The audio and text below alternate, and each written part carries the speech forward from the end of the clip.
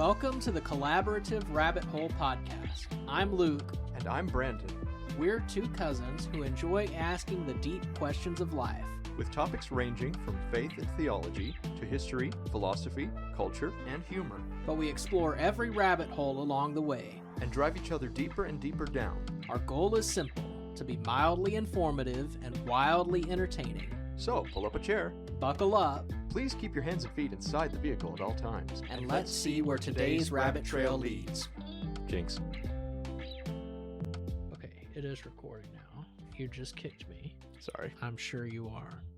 I'm so terribly sorry. From the bottom of my heart. You don't seem it. How do you know? Do you know my heart? You're acting. You're right. I didn't realize that counted as a kick either. I thought it was more of a tap. It was a kick. If you say so. I say so. Okay. I will disagree to myself. Out loud. Sorry, bro. So, I wanted to do an episode where we talk about lessons learned through our experience of recording a podcast. So, I guess, what has the experience been like for you? I'd say it's been a good experience. I do like this format where we try to knock out a few episodes in one session. I've noticed that I do tend to, I try to acknowledge the conversation and the comments while we're going on, like saying, right, okay, gotcha, things like that. I tend to do that. And while I do that outside of the podcast, I think I do it a little bit more during the podcast so that we have more to listen to. And I don't think I'm as good about that as you are, but when I'm editing, I know I can sometimes tell really long stories and I worry that I'm talking too much. But with you tracking that conversation, it helps for your voice to be heard, and then gotcha. Later you end up having a long story too, and so it evens out anyway. But yeah, I do make sure to include all of that. I have noticed that in editing. Gotcha. Right. I got you, bro. We're good to go. So, yeah. Yeah. What about you? What are some things that you've learned about this whole process or during the process? There's been a lot. There's all the technical stuff, the audio, the editing. I've had some experience video editing, but especially audio editing is a little bit different. But then there's also the marketing side, actually promoting the podcast. What have you learned about that? Well, I'm still experimenting with it because I've been posting on Facebook and posting audio clips just with our logo in the background as a video. So that's why I've started recording video. I may make some shorts, funniest moments. That way I have your face on camera for reaction things. Last week I took a picture, and that'll be up on Monday, actually, that clip with your picture in the background. Nice. Now we have video so we can capture it all and then make some shorts and reels. And I'm hoping that will help maybe get some traction on our pages. Yeah. Also, listeners, you can all help us by sharing, liking, telling your friends about the podcast. Don't forget to like and subscribe. Because thank you. You're welcome. Yeah. So our first episode, it started with 53 listeners, I think. Wow. And then the next one went down to 31 and then 23. And then we talked earlier about episode 4, Aliens Part 2 is not as popular. Episode 5 has only been out for 2 days at this point. But we're already doing better than episode 4, maybe just the wrong topic for episode 4. But that's also driven some traffic to episode 4. So yeah, y'all could help us out by sharing with your friends, and you could be sharing it. That is true. Because I noticed, I don't think you've shared it on Facebook at all. I might have shared. Actually, no, you're right. I haven't shared. Yeah, you should be sharing on Facebook every week. I've been trying to do that. And then I've got something for you. This is what I mentioned earlier that you were excited about. Oh, these are the cards. Yep. We have our Collaborative Rabbit Hole podcast cards, everybody. On the back is a QR code going to my website where I have all of the links. They probably won't be able to get that from the camera, but probably not. The links are available on Facebook. Worth a shot. And my website, lukelow.com/rabbit hole, will take you to all of the pages. Nice. Very nice. So yeah, you should be sharing the link. I can try that more I know often. you've told some of your friends about it, so. I have shared a link or two. Yeah, but I mean on Facebook. Yeah, I can start sharing more. So yeah, and that will all help us out a lot. I guess the biggest thing has been like vulnerability. How so? Well, like we're recording and you'll all of a sudden be like, wait, should I have just said that? What if so and so's listening? Right. And so you feel that in the moment, and while we're recording, I'm like, no, it's fine, it's fine. Me, it's fine until like sometimes when I'm editing, I might start thinking that way, but it's really like the day it posts. Right. Like I'll wake up that morning thinking, oh, everyone can hear what I said in that episode now. And that kind of scares me a little bit. Now all of China knows what I think. Exactly. Like, especially like the first 2 episodes, I was talking about loneliness. And like, that's like a really vulnerable thing to be talking about on a podcast. And just things like that. Not what I expected. Right. And some of those things I told you, like, we're not going to talk about these on the podcast. Mm-hmm. And then we talked about them and had that vulnerable feeling. Am I allowed to ask what some of those topics were, or should we just leave that off the record? We're leaving that off the record. Okay, that's fair. I mean, we've talked about them, so people know what they are. I don't want to draw attention to them. Okay. So just like lots of things there. And then back to the technical issues. I talked in episode 5 about learning the audio stuff, and Jennifer had some critique there. And then I guess back to the vulnerability thing. Do you remember Jennifer's other critique? She didn't say it on the show, but she said it to us when we were out to eat that night. I don't remember. What was it? She said she didn't think anyone would listen for more than a couple of episodes. Gotcha. Which we have had that has happen. Sort of rung true, but not fully though. I don't think it's that people aren't interested. I think it's that we need to do better at actually getting the word out and attracting an audience. But yeah, that kind of hurt. Gotcha. Because I am being vulnerable here, and I talked in episode 2, which, to be fair, she had not listened to yet. But I had talked in episode 2 about why I was doing this and just trying to have something to do that's not be known for my illness. Mm-hmm. And this is that. Right. Whether we have a bunch of listeners or not, this is that. So it wasn't great to hear not a lot of people will want to listen to it. But hopefully that'll grow with time. Yes. It's a project and a process. Yeah. I've heard that people like our interplay, like our different senses of humor, like your sarcastic humor, my animated humor. It's like classic comedic duo. Straight man, animated, I don't know what they call it. Animated man. That's not what they call it. That could be a superhero, the animated man. If you say so. He has cartoon powers just like Popeye. He can knit chains for a giant, like an anchor. Okay. We'll work on that later. At least I might. You don't have to. What were we talking about? Lessons learned. That's right. I don't remember what led to that, though. Oh, yeah. We were talking about like classic duos. Oh, yeah. Classic comedy duo. Sometimes I can help to retrace conversations of where were we? Oh, we're talking about this and that. So that's one thing I try to help with here and there. Yes. Maybe this wasn't such a great episode idea. I don't know. Because, like, we're 10 minutes. Well, we've gotten somewhere with it. It's a good starting place, though. It is a good starting place. Like, where do we go from here? Anywhere else. Actually, I really need some water right now. Okay. Time for an ad break. We don't have ads. Let's do it anyway. It's still recording. Oh. I will say, I went last night. I got to go to a musical. So we have the local Silver Moon Theater. They did a musical called Bye Bye Birdie. That was fun to watch. I'd never seen it before, and I knew some of the teenagers who were acting in it. They did a great job with it. It's about this, like a small town in Ohio. Maybe not small, but smallish, smaller. I don't know. Like I think it's called Apple Valley in the 50s. So the singer, Conrad Birdie, is being drafted to go to the army. And his manager is trying to drum up support. Like they did a drawing where it's like, he's going to give a kiss to one lucky girl. And so all the girls in the town are totally fawning over this guy. They're having lots of issues trying to organize everything, trying to keep the studio running. And so calamity ensues, hilarity ensues. It was a fun show to watch. The kids did a phenomenal job. I really enjoyed the show. I just figured I'd put that out there. If you get a chance to watch any Silver Moon Theater, Silver Moon Children's Theater, I'm not sponsored in any way, but I just really enjoy their programs, and I figure you should check them out too. I'm just putting in a nice word for them. How nice of you. I like their shows.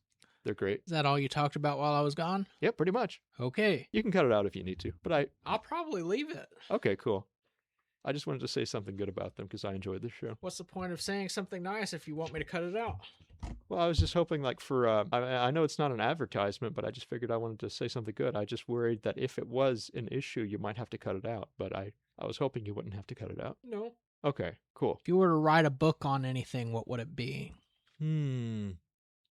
I would do either a sci-fi or a fantasy. Like I love world building, like creating different settings, different characters. Well, not so much the characters as just like the fantasy races or species. And I just like creating creatures and places, and I would like to have stories set in them. So maybe something like the Dinotopia books, where like in that story, you've got this father and son who were shipwrecked on an island, and essentially it follows, it's written like the father's journal, where you go through the island, you encounter all these different people, different dinosaurs and whatnot. And so essentially an exploration, a journal kind of like that, or an encyclopedia or whatever for a fictional setting, that would be a lot of fun to do. Okay, so yeah, that was going to be my question. You kind of answered it. I was going to ask if you would actually write a story or more of like a reference book for the world in which a story could potentially take place. I could do that, and honestly, maybe my special interests would lie in just creating the world and collaborating with another author to write stories within the world. Like maybe that could help, or maybe that could be a good project as well to get involved in. Interesting. Yeah. What about you? Well, I am writing a book, so I know exactly what it would be. Hmm. My life. Your life. Yep, I'm writing a memoir. Excellent. Specifically my journey with chronic illness. I mean, beyond that, I'll probably be writing about theology, maybe make a collection of sermons, various things. I would write lots of books. I want to write lots of books. What about? I literally just said... The collections of sermons, different things like that. Yes, and I've got a few fictional ideas, but I'm not going to share them. Okay, see, like because I don't want anyone to steal them. The fictional ideas, like things like that I would ask about, but okay, we're going to save those for Well, I feel like I've talked to you about them before anyway. Fair enough. Yep. So let's try one of your world building exercises. Yes. I don't know what this is going to be like. No. You can't. Darn it. I'm sorry. We're going to have to cut that out, aren't we? Yes. Sorry. Okay. Maybe a blooper reel or something. I don't know. This is the third time you've tried singing that song. Blooper reels don't count because they're like still copyrighted even in a blooper reel. Okay. All right. So here's the deal. Okay. I'll just come up with some random questions. No, not random questions. I've actually prepared some of this before. Oh, goodness. Let me ask you something. Okay. So this is like a Mad Libs type of thing. Essentially, yeah. Let's just take an idea and let's see how far we can go with it. Okay. Okay. So, if vampires were real, what kinds of weapons would they use? We can place this in any era. It can be medieval times. It can be early modern. It can be the modern 21st century. Why does a vampire need a weapon? Elaborate on this. What do you mean, why does a vampire need a weapon? Like, don't they just use their teeth? I mean, what if somebody tries to punch a vampire? Is he just going to block it with his mouth? Block it the same way a person would block it? So, are we getting into martial arts here? Is martial arts a weapon? You use your body as a weapon. Okay, fine. Their body. Okay, so in this case, are vampires as strong as humans or stronger or weaker? Probably a little bit stronger, but I wouldn't imagine it's like a huge difference. Okay. I imagine Chuck Norris could still... Did I say truck? You kind of did. Chuck Norris could probably defeat a vampire. Okay. There may be some other humans, but I mean, it's not like they have super strength, but stronger within human levels, within natural levels. Okay. It would be among the strongest humans. Yeah. So we're not talking like Twilight levels of superhuman strength. I know nothing about Twilight. Okay. They have super strong, super fast vampires, like not Superman level, but still pretty strong and fast. Okay. So you're saying they would use hand-to-hand combat for if vampires had to fight. Sure. Okay. And they could use whatever is available to them. Yeah. Like, I don't think about carrying weapons. Okay. I don't carry weapons. Well, me neither. It's just, it's a fun thing to think about with. Okay. Okay. So I've been. Like, it just doesn't seem fair for them to have like a sword or a gun or something. Because they're inherently stronger. I think they should be armed with what everyone else is typically armed with. Mm-hmm. So, like, if vampires were to, well, like, they have to live alongside humans, or to some extent they could be isolated from humans, but also, like, since vampires feed on human blood, would they have any specific weapons that you think they would use to facilitate drinking human blood or feeding on humans? Their teeth. Okay. How do they catch the humans? Do they just jump out and with their jaws bared? The same way serial killers do it. I don't know. They sneak up on them and okay. Okay. This is a very creepy discussion. Okay, I'm not trying to be creepy with it. I just thought it would be fun. I'm not in the habit of thinking about what weapons to use or how to attack people. Okay. Okay, I don't think about attacking people. I'm just thinking of vampires like in a fantasy setting. Like, let's say, okay, let's go back to... You're still asking me how to attack people in a fantasy setting. Well, I was going to explain my thoughts on it instead of asking your thoughts. Explain your thoughts. Okay. So I figure I went at it a couple of ways. On the one hand, I think since vampires are long-lived, they would probably use whatever weapons they were using in life, like whether, like in medieval times, swords or spears or crossbows, whatever they're used to, and they could have hundreds of years more experience using them, and they can get really good with them. On the other hand, if vampires tried to be strategic, I figure since they drink blood, they would want to capture prey while minimizing blood loss. So in that case, I could see clubs for melee weapons. Clubs could be good because I know you cause bruising, but you don't. It's like less swords or knives because slashing weapons you could increase blood flow. I could also see lassos. You could lasso humans with it, but that also implies that we could end up with vampire cowboys, which would be a strange thing, but still, like tricks or weapons that capture prey. I know, like bolas that the Native Americans used to use in South America. I could see them using bolas to capture humans as well. I could see, what about a whip like Indiana Jones? I mean, you can. It's not going to cause as much blood loss as slicing someone with a knife, But like, what about a whip? Mm-hmm. And you could also, well, like, didn't he grab some people with it? Like he would, Mm-hmm. yeah, so you could also use that as a way to immobilize humans. Mm-hmm. I figured they could use some of those things. They might also use, like, sai, like the Japanese weapon, the sais. They could use those to... What is that? It's the three-pronged weapon used in some Japanese martial arts. Like, I started training with some of them when I did Shorin-ryu karate, but I never got very far with it. I still have no idea what you're talking about. Okay, have you seen the Ninja Turtles? No. Okay. Tell you what, let's Google this. Sai, it's spelled S-A-I. Let me... Is it like a boomerang looking thing? No. It's like, it's got a handle and three prongs, sort of like a handheld trident. Let's see. Yeah, I think you've thought way too much about this. But it's fun. If you say so. Pointed melee weapon from Okinawa. You see this? Okay. Yeah, so sai. I figured they could use the sai, if like a human is attacking them, they could use the sai to block sword strikes and to get the swords away from them, to disarm the humans, so then they could capture them or give them a punch to knock them out. Okay. So I figured that was a thing. Okay. So to summarize, I think vampires would use whatever weapons they were good at back when they were humans, and they would use weapons to minimize blood loss and to help them capture humans for prey. Great. So yeah. Thank you for clearing that up. You're welcome. So what else you got? What else I got? Okay. Let me see.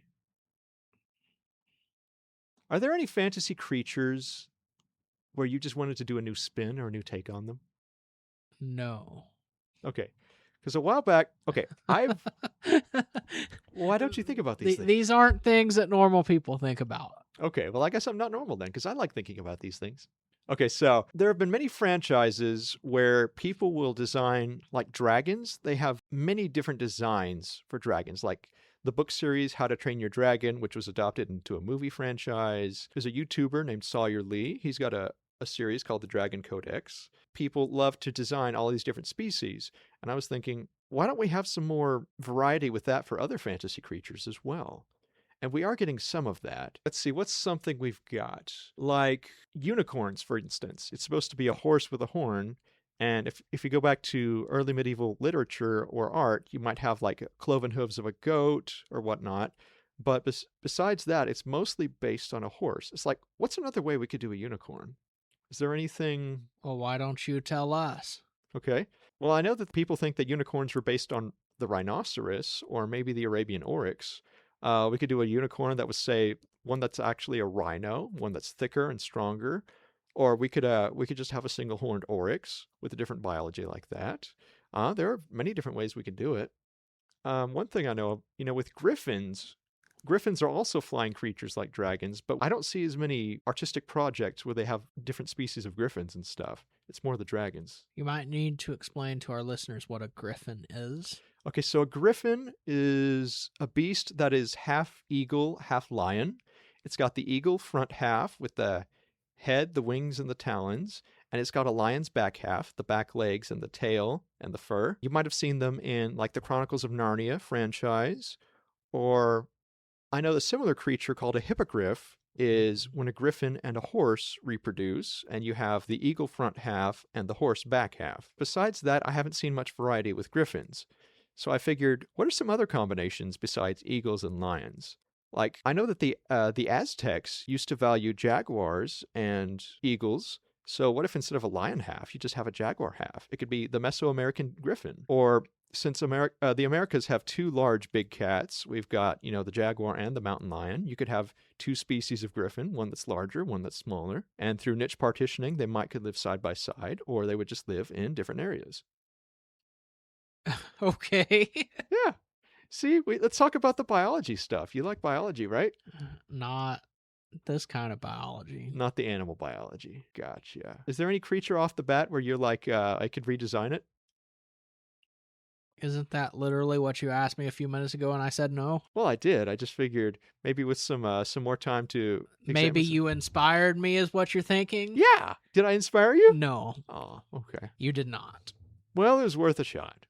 What else you got? Okay, garden gnomes. Okay. What would it be like if they were to build a kingdom or a civilization? Like, what if they went from Stone Age to, I don't know, let's say medieval or modern times? Like, weird. How is it weird? I mean, how would it be different? Would it be the same like us, or would it go along different lines than what humans went through? Well, I assume it would be smaller. Exactly. Do you think the buildings, would they build little huts on the ground, or would they build tree houses? Would they dig holes in the mountainside? What do you think they would do? I don't know. What do you think they would do? I think they could do a combination of those. I mean, tree houses might be less practical. I mean, since we don't have some fantasy-sized gigantic trees, except like maybe the California redwoods or sequoias, but since they are smaller and would need less space, I do think gnomes could have tree houses, like human-sized tree houses, but for living. Because frankly, our tree houses could be like a single room for us or single room for gnomes, and that could be fine for a hut. Do you think would gnomes domesticate any animals? No, I think they would be, well, maybe like mice or something. I think they would be afraid of most animals, though. And that's fair. They would be a prey item for a lot of the larger carnivores. Yep.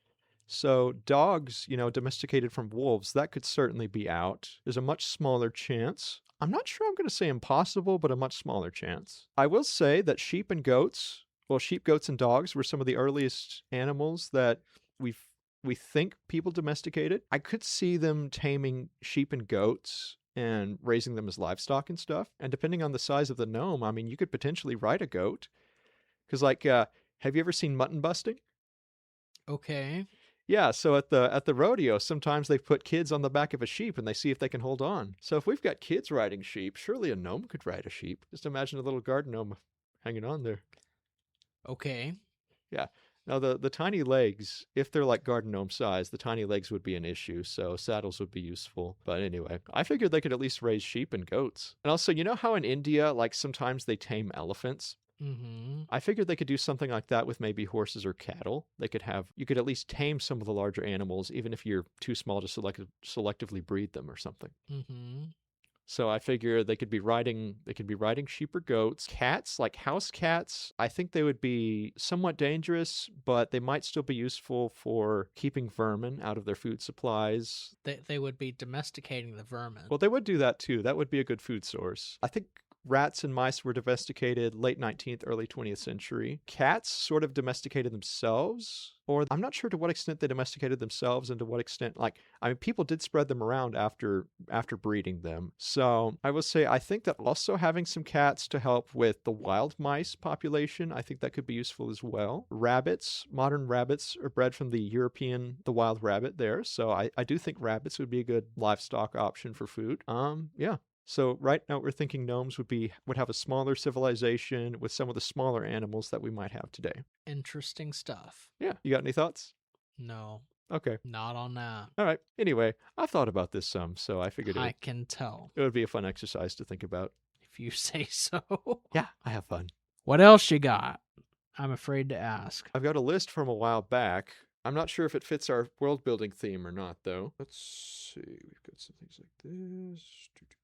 That list. Okay. What is an alternate history idea that you would like to explore? Oh, goodness. Something that could have happened or didn't happen, but like a what if. What if John Wilkes Booth had been unsuccessful in killing Lincoln? Because I think Lincoln had a much more specific plan for Reconstruction than Andrew Johnson did. Mm-hmm. And I think things might have gone better had Lincoln lived. Yeah. I think reintegration would have been a little bit better with rebuilding the Union. The full union of all the states. Yeah, what else? Or do you have some other thoughts on that? You just threw this topic at me. I came up with something on the spot. I haven't thought about it. Okay. I gave you the extent of my thoughts on it. Gotcha. Okay. I think things would have gone smoother if Lincoln had been alive to oversee it himself. Okay, and I agree. Do you think he would have run for a third term? I don't know.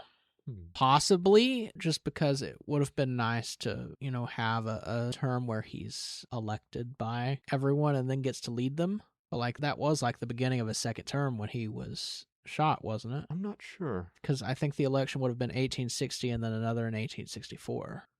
And so then the second term would have started in around January of 1865 and he was killed in April. Right.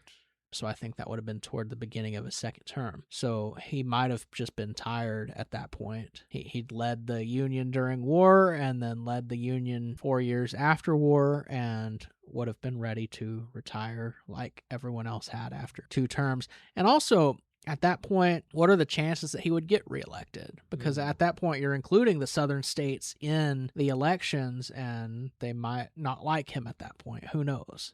That is a possibility. So he may not have even tried to get that third term just based on that. And even if he had, he probably wouldn't have won. Right. But just a smoother reconstruction following the war, I think that also could have had much further reaching consequences as well. Yeah. Because we still dealt with racism for 100 years after that point. That was still a really big problem. Certainly. And part of that, especially earlier on, could have been bitterness from the Southern having lost the war. And we see, in the Churches of Christ, our fellowship, the Restoration movement in general, the Churches of Christ, Christian Church, Disciples of Christ, they were all one movement originally, and they didn't divide during the Civil War. I think it was James A. Garfield, later president, but he was a general during the Civil War. He was also a Church of Christ preacher. Oh. And so he's an example where the Church of Christ and the Restoration movement did not really split during the Civil War. He was a Union general in Tennessee. He had a garrison there, southern town, and he preached regularly at the Church of Christ there. Oh. There was no split in the church over that. And there were a number of reasons for the split later on, but one of those was after the Civil War, the attitudes the North and South had toward each other. Those attitudes didn't affect the church as much during the war itself, but after the war, there was some bitterness from the South having lost the war and the North winning it.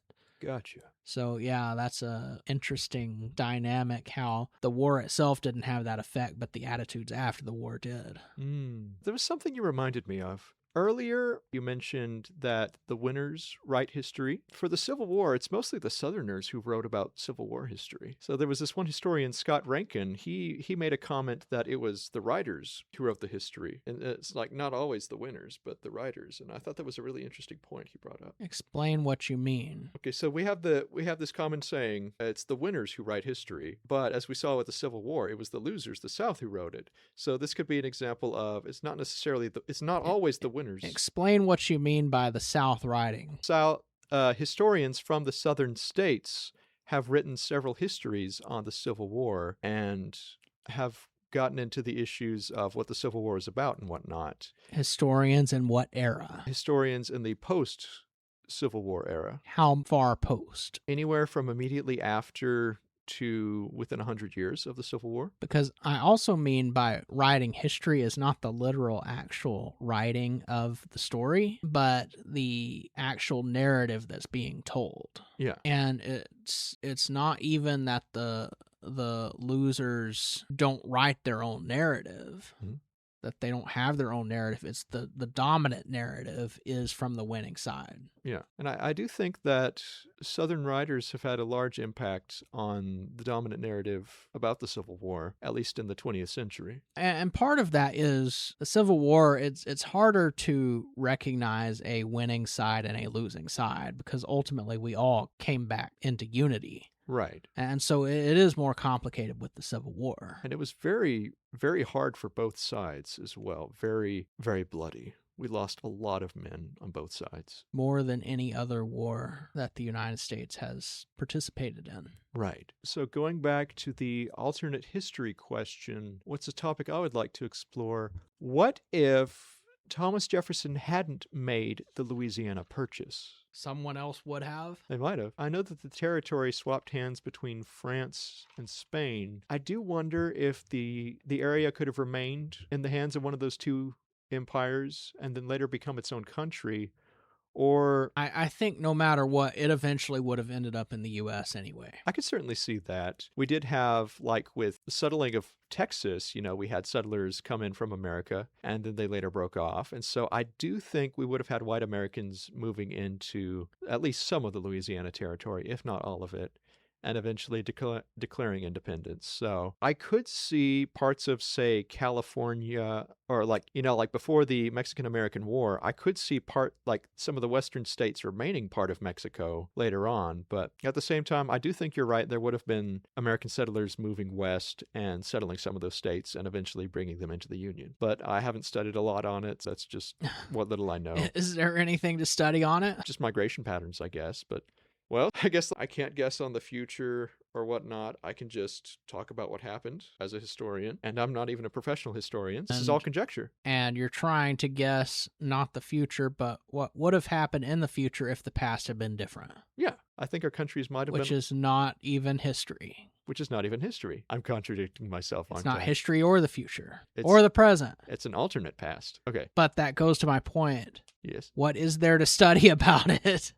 If it's all alternate. I guess you could just study whatever patterns happened to conjecture on what could have happened. And there's only so much, only to some But extent. If the history itself had changed, wouldn't the patterns also have changed? That is also true. There would have been new barriers to Americans settling the West, international barriers. So I think the maps might have been a little bit different today, but there would have been some similarities, perhaps. Now, here's an interesting one that I just thought of a couple minutes ago. Okay.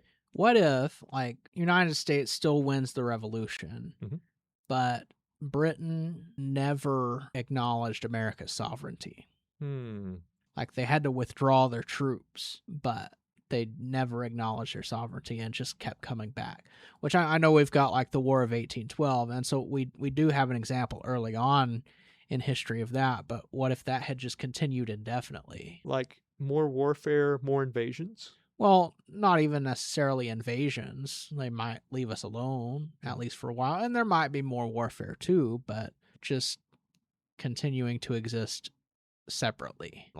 No working together, more of a Cold War type attitude. Right. World War II, World War I would have been different, things like that. Yeah, there's certainly, I don't know how much trade there was before the War of 1812, but there certainly would have been less of it if it was a Cold War situation, just not even acknowledging our presence or just... Well, acknowledging our presence, but not acknowledging us as a country. Us as a country. Our own government. Yeah. I wonder to what extent other European nations would have recognized us as a power or as its own country without Britain acknowledging us. France. Yeah, France was on our side too, though. Exactly. France and Spain would have. And so I think that would have helped the situation too. But then as history progressed, like the UK pretty much is dominant in Europe. Mm-hmm. Although they have withdrawn from the European Union now, so Brexit. Yay. It finally happened. Yeah. They finally declared their independence from Europe. When was the official date on that? Oh, I have no idea. 2016? Because I knew that the British people voted on it, and I didn't think Parliament would ahead with it. And then there was also I thought it happened a long time ago. And there was a Scottish referendum on whether or not to remain part of the United Kingdom. And okay, here it is. Okay. So 2016, I was right about that year. British voters choose to leave the EU with 51.9% of the vote. June 23rd, 2016. March 29th, 2017, the UK triggers Article 50 to begin formal exit talks. And then January 31st, 2020, the UK officially leaves the European Union. And then December 31st, 2020, the transition period ends, ending free movement and single market access. Okay. I didn't know that. I just knew that Parliament was reluctant to enforce it. I didn't know that they did go ahead with it. It was less than a year. Okay. I've been very much out of the loop then. Yes, you have. It's good of you to keep me straight. Anyway, what others do you have? What if during the Columbian Exchange, we didn't have all the diseases? Columbian Exchange? Can we call it that anymore? You're going to have to refresh my memory. Okay, so the Columbian Exchange... And I'm sure none of our listeners probably know what it is either. The Columbian Exchange was the movement of people, cultures, plants, animals, and diseases from the Western Hemisphere to the Eastern Hemisphere and back. So like between Europe, Africa, North, and South America. So why is it called the Columbian Exchange? Because Christopher Columbus got to the Caribbean in 1492. Okay, so like if the diseases hadn't passed mostly from Europe to the Americas, but there was also a disease or two that passed from the Americas to Europe. So if that hadn't happened, how might things be different? Well, we would all be in Europe right now. Yeah. I don't think we would have been born. Possibly. Because our ancestors came here from Europe, and then they met other people who'd come from Europe, so they might not have interacted in Europe. There is all of that, and then one of the reasons they were coming over here was because of the overpopulation problem, so they might have not been having as many kids, and our ancestors may have never been born. Indeed. They wouldn't be coming over for all the readily available land, which wasn't always readily available, but anyway. It was readily available enough for them to take by force. Indeed. There we go. There would be a lot more Native Americans alive and well today, and they would have built stronger nations on their own. I think there would have been very limited European colonization or settlement.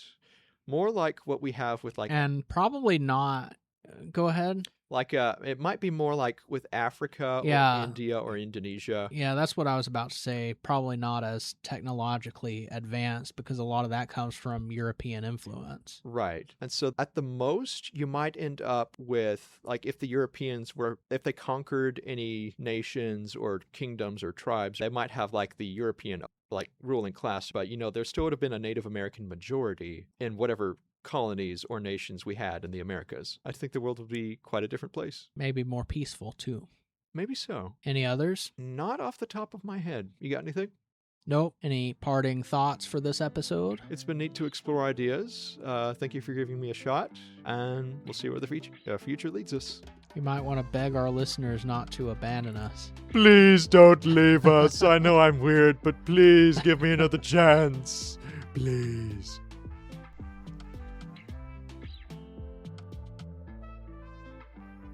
If you enjoyed today's conversation, please like, subscribe, and leave a review. And be sure to follow us on Facebook, where the conversation never ends. Thanks for listening.